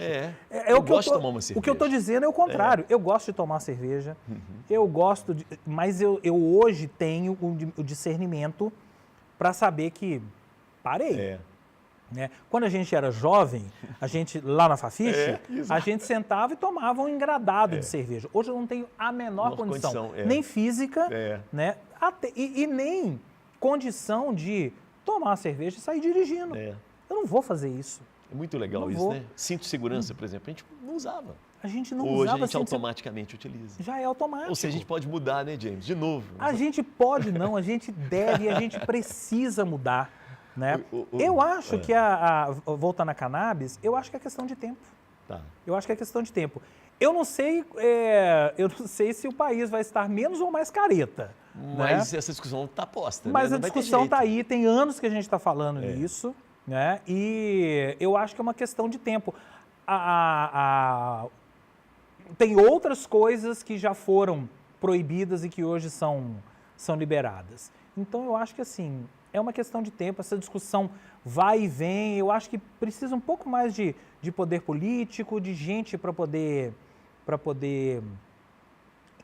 englobar. Tem gente aqui em BH, inclusive, que... Dário, né? Dário é muito legal. Foi candidato a vereador e tal. Que é uma das pessoas teve aqui que trabalha também, com... Ele falou mesmo, assim, dos benefícios da cannabis em termos medicinais, assim, com dados concretos. Isso aí. Eu lembro que eu tenho um amigo... mora na Califórnia, que ele teve um problema no calcanhar, né? E teve que fazer uma cirurgia e a pomada foi uma pomada de cannabis. A cicatrização foi 5 vezes mais rápida do que uma pomada comum. A pomada para cicatrização dele. Né? Quando ele me mostrou, é mais caro? É mais caro. Né? Mas assim, os benefícios são evidentes. Não é achismo, é número, é dado. Né, os benefícios são evidentes. Então, pegando por isso, eu tenho sempre que achar que aquele cigarrinho de maconha que lá fora já está liberado, né, não pode fazer mal. Boa. O James, você acredita em Deus? Cara, eu acredito em forças superiores. Né? É engraçado que, assim, sempre que me perguntam... Eu tenho um lado meio não é um lado ateu, né? Mas eu nunca fui religioso praticante, né? Tirando família, né? A avó te levava na missa, fiz primeira comunhão e tal. Mas hoje eu tenho uma relação com a religião do tipo, eu acredito em algo, não sei o que é. Eu sei que eu acredito em força superior, eu sei que eu acredito que tem algo além disso, algo além desse plano que a gente está aqui, ou alguns, né? Talvez vários planos, Sim. infinitos planos. A gente que quem gosta de quadrinhos, os multiversos e tal, pode Perfeito. ser alguma coisa do tipo. Mas eu acredito que tem alguma coisa, sim, que rege a gente. É aquele Deus de barba? Não sei. Ele é... Eu tenho um pouco de dificuldade, por isso que eu estou falando, eu tenho um pouco de dificuldade de personificar. Personificar. Ah, é aquele Deus de barba, de túnica branca, barbão, que fica lá sentado e Cristo está à direita de Deus Pai, né? Todo-Poderoso, de onde já devia jogar os vivos dos mortos.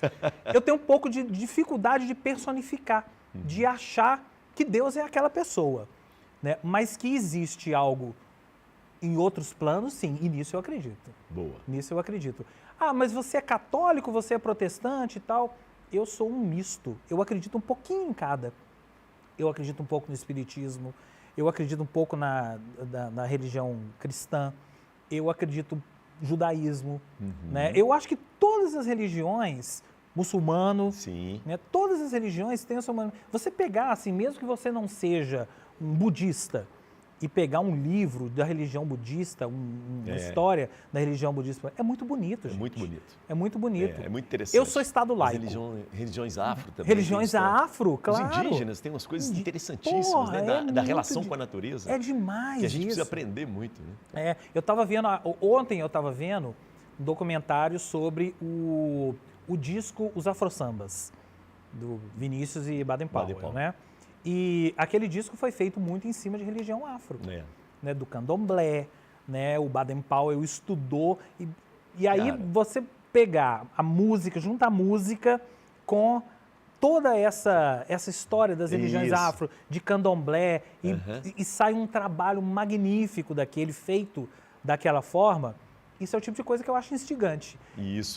Isso para mim é Deus também. Boa. Isso para mim é religião. Legal. Ô James, por que é importante para o ser humano uma produção audiovisual? Seja um cinema, uma série, um filme. Por que isso é importante? Para registrar a vida. Para registrar, para a gente ter registro da nossa vida, da nossa história, da nossa memória. Eu falei para vocês aqui que eu peguei os filmes Super 8 e estão lá registrados. Eu tenho o meu batizado. Pô, tem preço isso? Né? E aí, se a gente for pegar o cinema, a história do audiovisual do cinema e tal, o cinema, a TV, o rádio e tudo, são espelhos da nossa alma, são espelhos da nossa história. Então, a gente, muita coisa do que a gente viu, toda a ideia que a gente tem de Segunda Guerra Mundial, por exemplo, está nos filmes. Boa. Com uma visão ou com outra. Isso. Né, com a visão euro ou com a visão estadunidense, mas a gente tem o discernimento para olhar aquilo ali e falar assim, a média disso aqui é a história. Então o registro audiovisual é importante para registrar a nossa história. Quando a gente fala de cinema brasileiro, então, a história do Brasil está no cinema brasileiro, gente. E continua estando. Continua estando. A gente acabou de ver o Ainda Estou Aqui, né, que conta um período péssimo da vida brasileira, mas que está ali registrado. Muita gente, uma mãe, né, com uma família de classe média conseguiu sobreviver àquilo ali, né? Muita gente que foi assistir esse filme não tinha a menor ideia. A menor ideia de que tinha sido daquele jeito, não só aqui como lá fora. Interessante, James. Né? As pessoas lá fora hoje olham para o Brasil a partir desse filme. Gente, esse filme tem uma importância que talvez a gente ainda não tenha discernido, tá? As pessoas olham para o Brasil, entendem o que o Brasil passou. Porque a gente teve outros filmes falando de ditadura e tal, mas nenhum com tanta repercussão. Então hoje o gringo, o europeu, o japonês, o chinês olha para o Brasil e assiste esse filme assim, isso aconteceu? Aconteceu. Foi a nossa história e está ali registrada. E a gente ainda vai ouvir falar muito de histórias desse tipo para frente. Tem muita coisa que ainda precisa ser filmada, que ainda precisa ser recuperada. Tem muita gente que se dedica a isso, né? Não só fazendo documentários, mas fazendo filmes de ficção com histórias para serem contadas. que recuperam períodos da nossa história. Da nossa história. Uma pessoa que me veio à cabeça aqui, que é uma cineasta mineira, a Elza Cataldo. Isso. Uhum. Cara, a Elza, ela tem uma obra dedicada a isso. Né? Ela gosta muito de rainhas, período colonial e tal, mas que é um trabalho tão digno e tão detalhado, isso. Né? Que você assiste aqueles filmes e fala assim, cara, olha que pesquisa que essa mulher fez. Olha que pesquisa, olha que riqueza de detalhes. Né? E a Elza tem um cuidado muito grande com as produções dela. Então, eu acho que assim, é apenas um exemplo, né, de uma coisa gigante que a gente tem no audiovisual brasileiro e que precisa ser preservado. A gente está agora, inclusive, em plena semana da Mostra de Ouro Preto. Que tem essa proposta, né? Que tem essa proposta de tá preservação. 20 anos, né? Lá fazendo atrás, 20 anos, né? A Mostra de Ouro Preto tem essa proposta, é preservação. E isso que eu fiz com os meus filmes, eu poderia estar lá na Mostra de Ouro Preto, hein? Sensacional. Né? Poderia estar lá. Museu da Pessoa no cinema. Museu da Pessoa. O Museu da Pessoa é uma coisa muito legal, né? O seu próprio museu. Preserve o audiovisual da sua família. Isso, fotos, as filmes. Fotos, os filmes, os áudios, né? Porque lá na frente, claro que hoje com celular é tudo mais fácil, né? Eu tenho vídeo do meu sobrinho. Joga na nuvem ou então no pendrive. Na nuvem, não deleta não. Deixa lá, porque lá na frente você pode se arrepender se você não tiver isso mais. Eu já me arrependi. Tá vendo? Todos nós. Todos nós, Nesse né? pouco tempo do celular. Esses filmes que eu peguei são apenas alguns eu perdi. E são irrecuperáveis. Não tem mais. Quer dizer, aquela memória se apagou. Né? Então agora eu estou preservando o que eu tenho, o que está na minha mão. Legal. James, nossa sociedade está envelhecendo, né? Nós vamos viver mais. Você acha que a gente está preparado para as pessoas idosas na nossa sociedade? Eu gostaria que a gente tivesse mais. Né? A gente está muito pouco preparado ainda. Inclusive, eu tenho uma grande amiga que é a Natália Dornelas. Ela é uma jornalista que ela se especializou nisso, em trabalhar com pessoas mais velhas. E a minha convivência com ela, eu fui aprendendo muito. Né? A gente tem vários projetos juntos. Eu fui aprendendo, por exemplo, que existem poucas iniciativas. Existe um mercado. Já existe um mercado voltado para pessoas mais velhas, um mercado que envolve tudo, tá, gente? Mercado de saúde, mercado de casas de, longa permanência, isso, ILPI, né? ILPI e tal. Então, existe um mercado. Agora, saindo da questão econômica, eu acho que cada vez mais eu vejo pessoas, principalmente da nossa faixa etária, conversando sobre isso. Hoje, há 2 horas atrás, eu estava sentado com amigos num café e esse assunto surgiu. Surgiu um assunto assim de, minha mãe está velha, o que eu vou fazer com a minha mãe? Amigos assim, a gente se encontra todo dia, tá? Se encontra toda semana. O que eu vou fazer com a minha mãe? Minha mãe quer morar numa instituição. Mas eu não quero que ela more.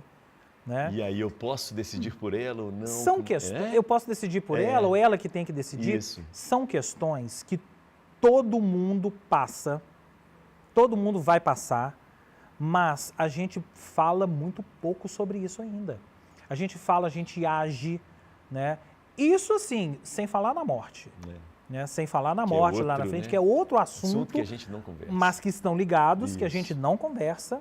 Né? Quando essas coisas acontecem, elas nos atropelam, né? Falando da velhice, quando seu pai ou sua mãe, a sua avó ficam velhos e você precisa lidar com isso, você não sabe o que fazer. Você tem que aprender na marra. Né? Por isso existem pessoas ligadas como a Natália, beijo Nath, como a Natália que está ligada nisso e está se movimentando, né? Criou uma ONG em cima disso. Natália, é um ótimo papo aqui, tá? Muito bom, hein? Qual que é a ONG dela? Chama Avosidade. Tá. Avosidade. Procurem aí, a ONG Avosidade. De avô mesmo, Avosidade.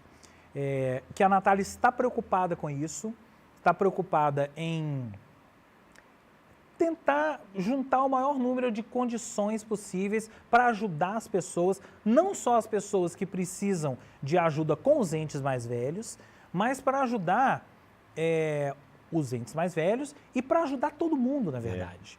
Para ajudar todo mundo, para tentar criar uma grande rede. E a gente não sabe o que fazer com os A nossos gente pais não idosos. sabe o que fazer, gente. Um a gente vizinho é atropelado idoso, por isso. A gente é atropelado em várias questões da vida que a gente precisa. Né? Eu já perdi meus pais, né? E eu fui atropelado 2 vezes. Com doença, com internação. Sim. Como é que você faz? Ah, tá doente. E agora? O que eu vou fazer? Como é que vai ser? Eu vou ter que internar? E o custo disso? E o custo Eu nunca disso? pensei nisso, Nunca nunca pensei. economizei para Eu não isso. tenho plano para isso. Isso. Ah, mas e agora? Mas quem é o médico? Né? Aí você acaba criando essa rede. Primeiro foi minha mãe, depois meu pai. Quando chegou o meu pai, eu já tinha as coisas na cabeça. Eu já sabia mais ou menos o que fazer. Mas, enfim, nunca é Mas ajuda, fácil. viu, James? Ajuda Demais. Ajuda você já ter um discernimento, ajuda você já ter conversado sobre isso. Eu tenho uma brincadeira com a minha namorada, que a gente fala que assim, nessa altura do campeonato, a gente, né, qualquer encontro de amigos, né, e isso a gente tem observado toda vez que a gente vai no encontro de amigos, os assuntos são, começa falando de bebida, depois comida, depois viagens, termina sempre em doença e morte. Saúde. Saúde barra doença barra morte. Você faz ginástica? Você faz ginástica? Você vai ao médico? Você vai ao médico. Eu tô me sentindo assim. Que remédio você está tomando? Né? Ah, nossa, eu comecei a fazer ginástica. Assim, sempre termina nisso. Porque são questões da nossa vida que também, quando a gente é mais novo, a gente não vai preocupando. Normal, né? A gente vai negligenciando. Isso. Né? Mas eu, particularmente, eu estou num momento da minha vida, do meu corpo, que eu não tenho como negligenciar mais. Boa. Né? Legal, então, assim, James, eu parabéns. vou à academia 4 velho. vezes por semana, gente. 4 vezes por semana. É pilates e academia. Não é fácil, mas a gente precisa. Não é fácil. Ah, você gosta? Não. Não gosto não. Queria estar em casa dormindo. Queria estar em casa bebendo. Né? Mas, gente, não dá. Uma vez o Ricardo Coctus, eu fui entrevistar o Ricardo, falando dele novamente, fui entrevistar o Ricardo na pizzaria dele e ele demorou para chegar. E aí a gente estava lá parado, na época do esquema novo, né? Chega o Ricardo, de bermudinha, suado, não sei o quê, falou, ó, vou só tomar um banho rapidinho e tal. Aí eu falei assim, cara, é baixista de banda, de rock. Doido, né? Muito doido. E tá nessa. Ele chegou, falou uma coisa, chegou pra mim, já tinha o filho dele, o João, né? Ele chegou, sentou assim, e aí, vamos começar? Eu falei, cara, você tá malhando agora? Eu tô. Sabe por quê? A gente fica até emocionado, né?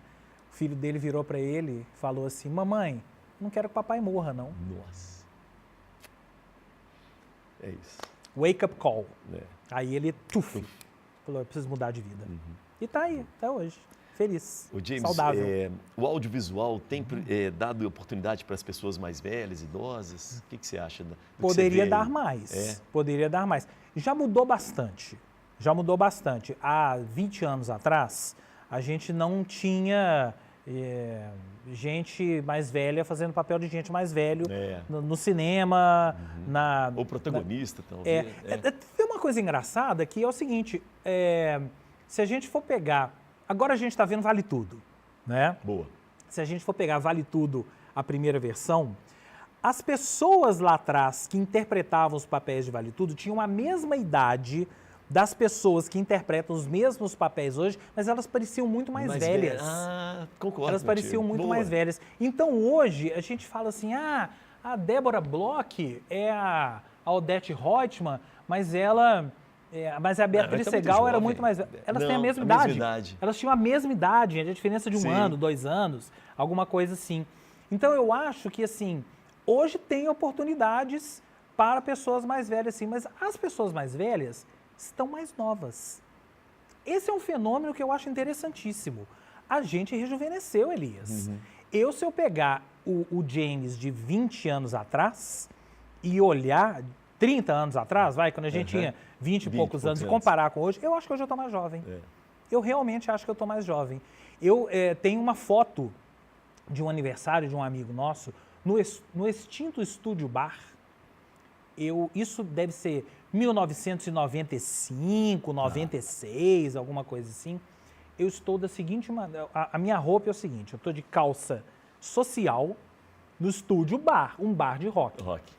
Calça social, sapato social, camisa de botão, né? celular no cinto. Tijolão, assim. E um cabelo que eu não sei descrever para vocês. Se eu achar essa foto, eu te mando, não sei se dá para editar aqui. A gente põe. Eu vou ver se eu acho essa foto. Eu falo até hoje com o Jônio, por exemplo, nosso amigo, né? Eu falo assim, cara, vocês não eram meus amigos, não, né?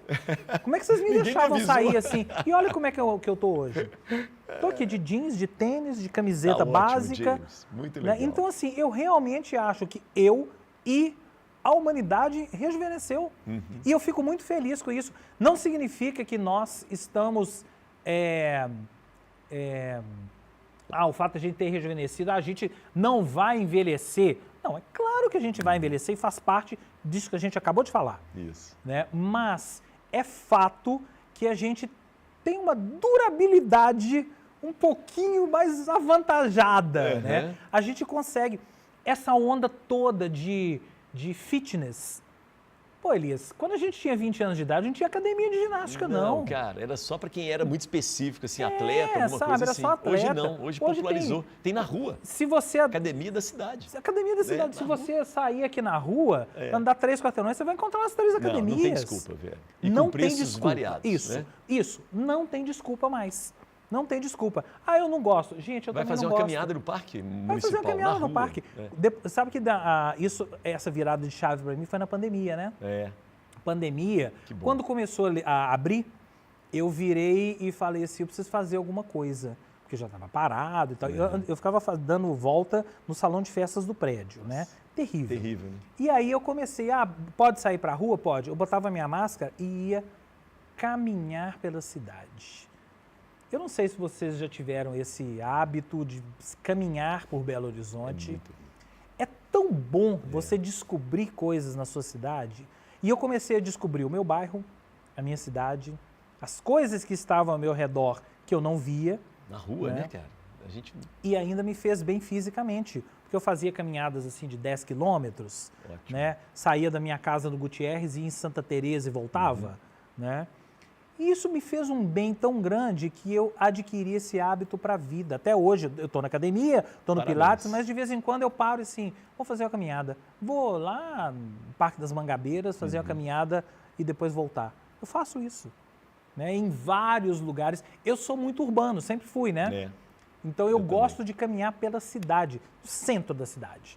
Eu gosto de ir no centro da cidade, andar no Mercado Central, hoje eu fui, né? Andar no Mercado Central, entro ali, dou uma volta no mercado, passo no Mercado Novo, depois subo a Amazonas, pego o viaduto, vou para Santa Teresa, Rua Sapucaí, depois volto. Sabe, essa coisa assim de andar no meio da cidade. Eu sei que tem gente que não gosta, prefere Serra do Curral e bacana, maravilhoso também, mas eu gosto disso. E eu acho que a gente tem que fazer isso. É o que a gente gosta, é o que nos faz bem, é o que nos dá prazer. E isso tem me dado um prazer gigantesco. Coisa simples, né? Coisa simples da vida. Coisa simples da vida. É isso. A vida é muito simples, gente. A gente não precisa complicar ela, não.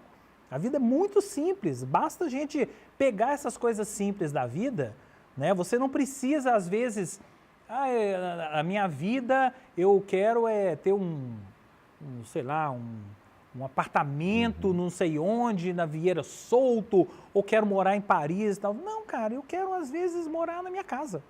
Morar na minha casa e ter prazer nessas pequenas coisas do dia a dia. Descer, ir para o meu Pilates e tomar um café. Gente, tem todo um parênteses que é o café.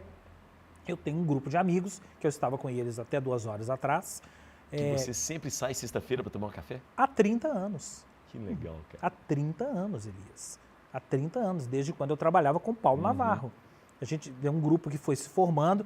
Tem pessoas que saíram, voltaram, tem gente que já morreu, né? Tem gente que eu não sei que fim levou, mas tem um grupo de hoje, 10, 11, 12 pessoas, que a gente toda semana encontra em algum café no horário do almoço, depois do almoço, para jogar conversa fora. Resenha. O jogador de futebol tem resenha. A gente fica ali jogando conversa fora, combinando, vamos fazer isso amanhã? O que você fez hoje? Como é que está seu trabalho? Parabéns. Resenha. Simples. Pequenas coisas da vida. Boa. Legal, James. Muito bom. É assim que eu sou, gente. Rede social, como é que a gente te encontra? @Rodrigo James, no X, no Instagram, no Threads. No Blue Sky eu tô também, mas lá é rodrigojames.bluesky. E aí você me encontra na Rádio 98. Estou lá todas as quintas, às 11h30, 11h40 da manhã. Na CDL, com este rapaz aqui e com Fernanda Ribeiro, que está de férias. Toda quinta também. Toda quinta 7h15 também, da manhã. 7h15 da manhã. Você me encontra no meu podcast sobre cinema, que chama Meninos Eu Vi. Peguei o Meninos Eu Vi lá e fiz o joguinho, né? Mas assim, é isso. Vai lá no @RodrigoJames que tem tudo lá. Tem uma newsletter também que eu produzo sobre cultura pop e entretenimento, chama Mala.